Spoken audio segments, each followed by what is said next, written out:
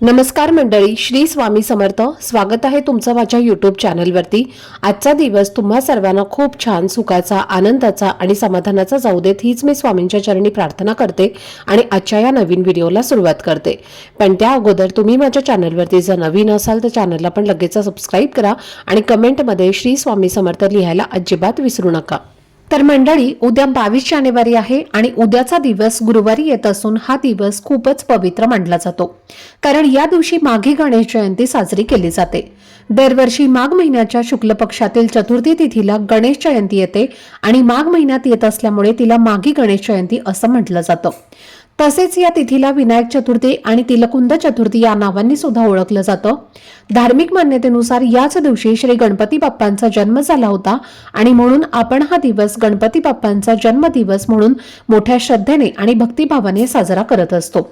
अग्निपुराणात सुद्धा या दिवसाचं महत्त्व खूप सांगितलं गेलं आहे आणि असं म्हटलं जातं की जो कोणी व्यक्ती या दिवशी श्रद्धेने श्री गणेशाची विधिवत पूजा करतो आणि व्रत पाळतो त्याला मोक्ष प्राप्ती होते. म्हणूनच या दिवशी बाप्पांची पूजा करणं खूप पुण्यकारक मानलं जातं. या दिवशी गणपती बाप्पांची पूजा करताना 21 दुर्वांची जोडी अर्पण करावी आणि दुर्वा अर्पण करत असताना ओम गण गणपते नमः या मंत्राचा जप मनापासून करावा. तसेच गणपती बाप्पांना लाल रंगाचं फूल हे प्रिय असल्यामुळे लाल जास्वंदाचं फूल किंवा कोणतंही लाल रंगाचं फूल हे अर्पण करणं खूप शुभ मानलं जातं आणि त्यामुळे बाप्पा लवकर प्रसन्न होतात असं सांगितलं जातं. या दिवशी नैवेद्य म्हणून तुम्ही गणपती बाप्पांना 21 तिळगुळाचे लाडू अर्पण करावेत, कारण या गणेश जयंतीला तिलकुंद चतुर्थी असंही म्हणतात. तिल म्हणजे तीळ आणि कुंद म्हणजे पांढरी कुंदाची फुलं. त्यामुळे या दिवशी भगवान श्री गणेशाला तीळ आणि कुंदाची फुलं ही अर्पण करण्याची प्राचीन परंपरा आहे आणि त्यामुळे घरात सकारात्मक ऊर्जा वाढते असं मानलं जातं. ज्योतिषशास्त्रानुसार असंही सांगितलं जातं की या दिवशी गणपती बाप्पा आपल्या भक्तांना आशीर्वाद देण्यासाठी स्वतः पृथ्वीवर येतात आणि त्यामुळे पृथ्वीवर असलेले गणेश तत्व हे सहस्त्रपटीने कार्यरत असतं आणि म्हणूनच या दिवशी पूजा, व्रत आणि श्रद्धेने केलेले उपाय लवकर फळ देतात. तर आजच्या या व्हिडिओमध्ये मी तुम्हाला एक अतिशय प्रभावी आणि सोपा असा उपाय सांगणार आहे. उद्या गुरुवारी माघी गणेश जयंतीच्या दिवशी तुम्ही उपवास नाही केला तरीही चालेल, पण सकाळी लवकर उठून घरात एका विशिष्ट झाडाचं पान आणल्यास तुमचे शत्रू शांत होतील, अडथळे दूर होतील, दारिद्र्य नष्ट होण्यास मदत होईल आणि मनापासून केलेली इच्छा पूर्ण होण्याचा मार्ग मोकळा होईल. तर हे कोणत्या झाडाचं पान आहे आणि ते कसं आणायचं आहे, काय करायचं आहे आणि कोणत्या वेळी हा उपाय करायचा आहे याबद्दलची संपूर्ण माहिती आजच्या व्हिडिओमध्ये मी तुमच्यासोबत शेअर करणार आहे. त्यामुळे व्हिडिओ हा स्किप न करता शेवटपर्यंत नक्की पहा, जेणेकरून तुमच्यापर्यंत योग्य ती माहिती पोहोचेल.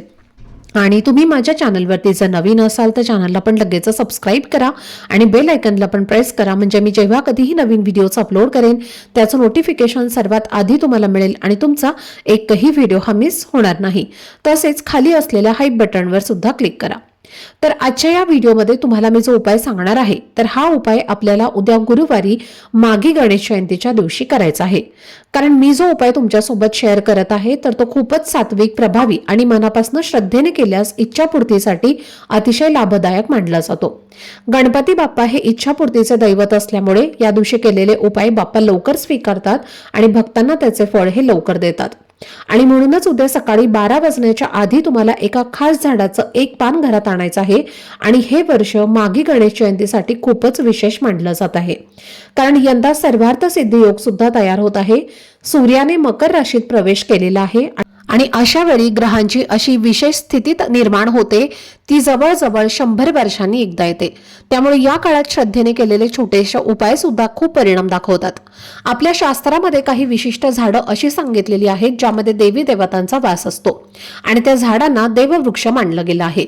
जेव्हा आपण योग्य वेळेला आणि योग्य भावनेने अशा झाडाच्या संबंधित उपाय करतो तेव्हा त्या झाडांमध्ये असलेली दैवी शक्ती आपल्याला प्राप्त होते आणि त्या देवी देवतांचा आशीर्वाद आपल्यावर राहतो. आता पहा, प्रत्येकाच्या मनात कोणती ना कोणती इच्छा असतेच. अगदी माझ्यापासून ते तुमच्यापर्यंत सगळ्यांनाच काही ना काही हवं असतं आणि त्या इच्छांसाठी आपण खूप मेहनत करतो, प्रयत्न करतो, कधी कधी तर खूप कष्ट सुद्धा करतो, पण तरी सुद्धा काही वेळेला आपल्या इच्छांना यश मिळत नाही आणि मनात निराशा निर्माण होते. कारण आपल्या कुंडलीतील काही ग्रह जर कमजोर असतील तर कितीही प्रयत्न केले तरी यश मिळत नाही आणि म्हणूनच जर हा उपाय तुम्ही उद्या गुरुवारी माघी गणेश जयंतीच्या दिवशी केला तर तुमच्या कुंडलीतील ग्रह बळकट होण्यास मदत होते. तुमच्या प्रयत्नांना योग्य दिशा मिळते आणि जे काम अडलेलं आहे तर ते हळूहळू पूर्ण होऊ लागते। त्यामुळे नोकरी मिळवायची इच्छा असेल, पैशांची अडचण दूर करण्याची इच्छा असेल, मुलांच्या शिक्षणामध्ये प्रगती हवी असेल, पती किंवा कुटुंबातील सदस्यांची उन्नती व्हावी असं वाटत असेल, एखादी महागडी वस्तू तुम्हाला खरेदी करण्याची इच्छा असेल, कर्जमुक्त व्हायचं असेल किंवा शारीरिक आणि मानसिक त्रासातून मुक्त व्हायचं असेल, तर या सर्व चांगल्या इच्छांसाठी तुम्ही हा उपाय नक्की करू शकता। हा उपाय फक्त आणि फक्त आपल्या चांगल्या हेतूंसाठीच करायचा आहे। तसेच जर तुमच्या आयुष्यात एखादा शत्रू असेल जो गुप्तपणे तुमचं नुकसान करत असेल, तुमच्यावर मागून वार करत असेल किंवा असा शत्रू तुम्हाला माहिती असेल जो समोरासमोर तुमच्याशी भांडण करत असेल, सतत त्रास देत असेल आणि ज्याच्यामुळे तुमची प्रगती थांबलेली असेल, तर अशा शत्रूच्या त्रासापासून मुक्त होण्यासाठी हा उपाय खूप प्रभावी मानला जातो। हा उपाय केल्याने अशा शत्रूची बुद्धी भ्रमित होते आणि ते आपोआप तुमच्या मार्गातून बाजूला होतात। तुमच्या आयुष्यात चालू असलेला शत्रूंचा त्रास हळूहळू कमी होतो आणि पूर्णपणे दूर होतो। तसेच या उपायामुळे तुमच्या प्रत्येक कामात यश मिळण्याची शक्यता वाढते। घरातील वादविवाद, सततची कटकट, आजारपण कमी होऊ लागतं आणि घरातली नकारात्मकता निघून जाते। या उपायाचा परिणाम असा होतो की घरातून दरिद्रतेचा प्रभाव दूर होतो, पैशाची आवक सुधारते आणि घरात कायमस्वरूपी लक्ष्मीचा वास राहतो। त्यामुळे श्रद्धेने, विश्वासाने आणि शांत मनाने हा उपाय नक्की करा आणि गणपती बाप्पांच्या चरणी आपली इच्छा अर्पण करा। बाप्पा नक्कीच तुमच्यावरती कृपा करतील। तर आपल्याला उद्या या माघी गणेश जयंतीच्या सकाळीच आपल्या घरामध्ये रुईच्या झाडाचं एक पान जे आहे तर ते घरात आणायचं आहे। आता या रुईच्या झाडाला मंदार असं देखील म्हटलं जातं आणि म म्हणजे गणेश आणि दार म्हणजे देणारा, म्हणजे सर्व काही देणारा वृक्ष। या झाडामध्ये सूर्याची ऊर्जा सामावलेली असते आणि गणपती बाप्पांना सुद्धा सूर्यासारखे तेज असलेला देखील म्हटलं जातं। आणि या रुईच्या झाडामध्ये गणपतीच्या ज्या काही सकारात्मक लहरी आहेत, गणेश तत्वाचे आहे, तर ते आकर्षित करून घेण्याची सगळ्यात जास्त शक्ती असते। कारण रुईचं झाड आणि गणपती यांचे घनिष्ठ संबंध आहेत, कारण या झाडाच्या मुळाशी गणपतीचे स्वरूप तयार होते अशी धार्मिक मान्यता आहे। याला श्वेतार्क गणपती असं म्हणतात, ज्यामुळे धन, सुख आणि यशासाठी त्या झाडाची पूजा गणेश जयंतीला केली जाते। आणि धार्मिक मान्यतेनुसार या झाडाला गणपतीचं प्रिय वृक्ष मानलं जातं आणि म्हणून सर्व काही सिद्ध करण्यासाठी, प्राप्त करण्यासाठी आपल्याला हा उपाय जो आहे तर तो करायचा आहे।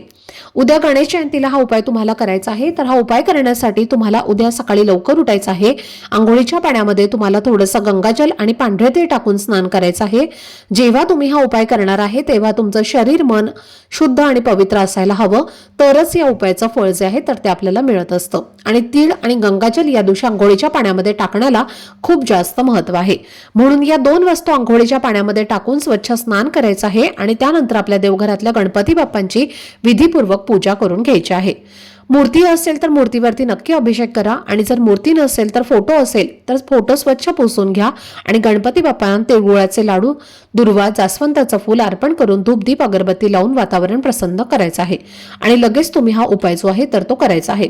फक्त दुपारी 12च्या आत तुम्हाला हा उपाय करायचा आहे, हे तुम्ही लक्षात ठेवा। तर उपाय करण्यासाठी तुम्हाला काय करायचं आहे, एक तांब्याचा कलश भरून घ्यायचा आहे। कलशामध्ये हळद, कुंकू, अक्षदा टाकायच्या आहेत आणि नंतर हे जल घेऊन तुम्हाला तुमच्या घराजवळ जे पण रुईचं झाड आहे तर त्या रुईच्या झाडाजवळ जायचं आहे। आता रुईचे दोन प्रकार असतात, एक निळ्या फुलांचं असतं आणि एक पांढऱ्या फुलांचं। तर शक्य असेल तर पांढऱ्या फुलाची रुई असेल तर अतिशय उत्तम आणि नसेल तर निळ्या फुलांच्या रोपाशी गेला तरी सुद्धा चालेल। त्यानंतर सर्वप्रथम हे जल आपल्याला त्या वृक्षाला अर्पण करायचं आहे आणि शक्य असेल तर त्या झाडाखाली तुम्हाला दिवा सुद्धा तुम्ही नक्की लावू शकता। ते शक्य नसेल तर फक्त पाणी अर्पण केलं तरीही चालेल। त्यानंतर या झाडाला प्रार्थना करायची आहे, गणपती बाप्पांचं स्मरण करायचं आहे, माता लक्ष्मीचं स्मरण करायचं आहे। हे पान तुम्ही कशासाठी नेत आहात तर ते वृक्षाला तुम्हाला सांगायचं आहे आणि त्यानंतर या झाडाचं एक पान जे आहे तर ते तुम्हाला तोडायचं आहे। फक्त पान घेताना चांगलं घ्या, फाटलेलं किंवा मग खराब झालेलं असं घेऊ नका। त्यानंतर हे पान तुम्हाला स्वच्छ धुवून घ्यायचं आहे आणि हे पान घरी आणलं की व्यवस्थित तुमच्याकडे गंगाजल असेल तर त्याने धुवा किंवा तुम्ही स्वच्छ पाण्याने धुतलं तरीही चालेल। त्यानंतर आपल्याला गणपती बाप्पांच्या समोर दिवा लावून घ्यायचा आहे, कारण हा उपाय आपल्या देवघरामध्येच बाप्पांच्या समोर करायचा आहे, म्हणून तिथे दिवा प्रज्वलित करायचा आहे। कारण पहा, जेव्हा आपण उपाय किंवा सेवा करतो तेव्हा ती सेवा किंवा उपाय देवांपर्यंत पोहोचवण्याचं काम हा दिवा करत असतो आणि म्हणून दिवा सर्वप्रथम प्रज्वलित करायचा आहे। आणि त्यानंतर तुम्हाला लाल कुंकू घ्यायचं आहे किंवा तुमच्याकडे लाल चंदन असेल तर ते तुम्ही घेऊ शकता। त्यामध्ये तुम्हाला थोडंसं पाणी टाकायचं आहे, त्याचा गंध तयार करायचा आहे आणि त्यानंतर एक काडी घेऊन तुम्हाला त्या पानावरती तुमची इच्छा लिहायची आहे. अगदी तुम्ही तुमच्या बोटाच्या साहाय्याने सुद्धा ही इच्छा लिहिली तरीही चालेल. मग ही इच्छा तुमची नोकरी प्राप्तीबद्दल असेल, धनप्राप्तीबद्दल असेल, मुलांची प्रगती होण्याबद्दल असेल, कर्जमुक्ती होण्याबद्दल असेल किंवा घर खरेदी करण्याबद्दल असेल, जी काही तुमची इच्छा आहे, आजारपण आहे, पती पत्नीमध्ये वाद होत आहेत, जे काही इच्छा आहे तर ते तुम्हाला 2 ते 3 शब्दांमध्ये त्या पानावरती लिहायचे आहे आणि त्यानंतर हे पान गणपती बाप्पांच्या चरणी अर्पण करायचं आहे. अर्पण करताना त्या पानाचा देठ गणपती बाप्पांकडे येईल अशा पद्धतीने हे पान तुम्हाला बाप्पांच्या समोर अर्पण करायचं आहे. म्हणजे जेव्हा आपण इच्छा लिहितो तेव्हा इच्छा आपल्या समोर असते, जी आपल्याला दिसते. तसंच ते पान अर्पण करताना सुद्धा आपली इच्छा ही बाप्पांना दिसेल अशा पद्धतीने हे पान तुम्हाला बाप्पांच्या समोर अर्पण करायचं आहे. त्यानंतर बाप्पांना हळद कुंकू अक्षता तुम्हाला अर्पण करायच्या आहेत आणि त्या पानावर सुद्धा हळद कुंकू अक्षता तुम्हाला अर्पण करायच्या आहेत.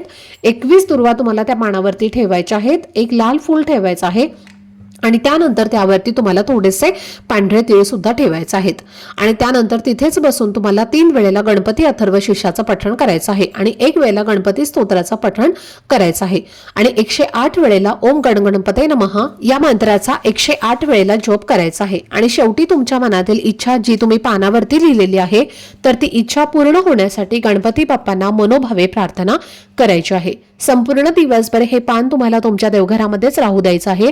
दिवा सुद्धा प्रज्वलित राहील एवढं तेल तुम्हाला दिव्यामध्ये घालायचं आहे. त्यानंतर संध्याकाळी 4 वाजले की ते पान तिथून उचलायचं आहे.